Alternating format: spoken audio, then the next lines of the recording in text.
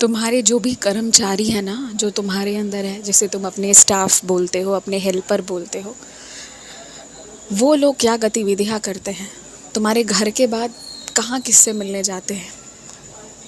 देखो, तुम बहुत उनके पीछे जाकर इसका ध्यान नहीं रख सकते, लेकिन तुम्हारे घर के ठीक बाहर क्या हो रहा है, ठीक बाहर वो क्या कर रहे हैं, ठीक बाहर वो क्या चिल्ला चिल्ला कर कह रहे हैं, क्या बात कर रहे हैं।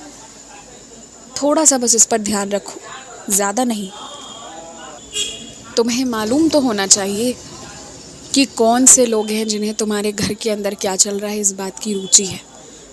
सतर्कता के नज़रिए से बस तुम्हें मालूम होना चाहिए। बिगाड़ तो कोई कुछ नहीं सकता तुम्हारा, पर यह भी जानना ज़रूरी है कि कौन तुम्हारे सच में अपने हैं और कौन अपने होने का ढोंग कर रहे हैं।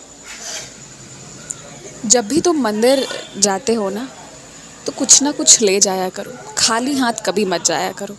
चाहे एक फल ले जाओ, चाहे थोड़े से कच्चे चावल ले जाओ, कुछ भी ले जाओ, मगर लेकर जाओ।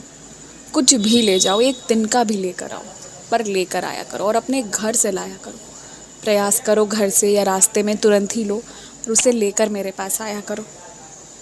कुछ संघर्ष है तुम्हारे, कुछ कर्म है तुम्हारे जो ऐसे तुमसे कट नहीं रहे हैं, कष्ट भुगत रहे हो, जो ये भार ढोकर मेरे मंदिर तक लाओगे ना और मुझे अर्पित करोगे, तो बहुत आराम मिलेगा तुम्हें, बहुत तुम्हारे कष्ट कट जाएंगे। इसलिए खाली हाथ मत आया करो।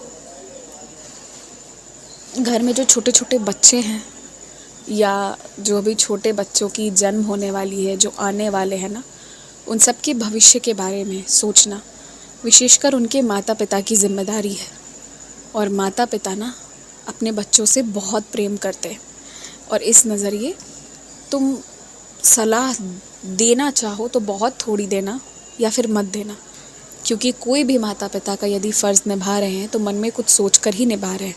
तो इसलिए ना किसी को भी बहुत ज़्यादा सलाह दोगे तो अच्छा नहीं लगेगा। मुझे पता है तुम्हारे मन में कोई बुराई नहीं है, पर सामने वाला व्यक्ति भी बहुत सलाह लेने की अवस्था में नहीं है वर्तमान में, तो इसलिए हिसाब से खूब सलाह भी देने की ज़रूरत नहीं है। जिस चीज़ का तुमने त्याग किया था ना हठ योग में आकर, अब तुम उसे पुनः ग्रहण कर लो। तुम्हारी इच्छा हो तो गई पूरी, अब ग्रहण कर लो, अब तकलीफ़ नहीं आएगी, अब चिंताजनक बात नहीं है। तुम्हें अपने घर पर चोरी का जो डर लगता है या कई दिन कई तरह तरह की चीज़ों का तुम्हें डर लगता है ना, सबसे पहले तो तुम मंत्र जाप करो और ये विनती से कि तुम्हारे मन से डर हट जाए, ये विनती करके मंत्र करो।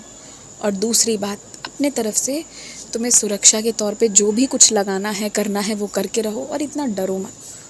ऐसा कुछ है नहीं कि तुम्हारे घर पर चोरी हो जाएगी, कुछ नहीं होगा, कुछ भी नहीं होगा। और विश्वास है ना मुझ पर, तो मैं ही तुम्हारा चौकीदार हूँ, ये मानकर इत्मीनान से सो जाया करो। खुश रहो।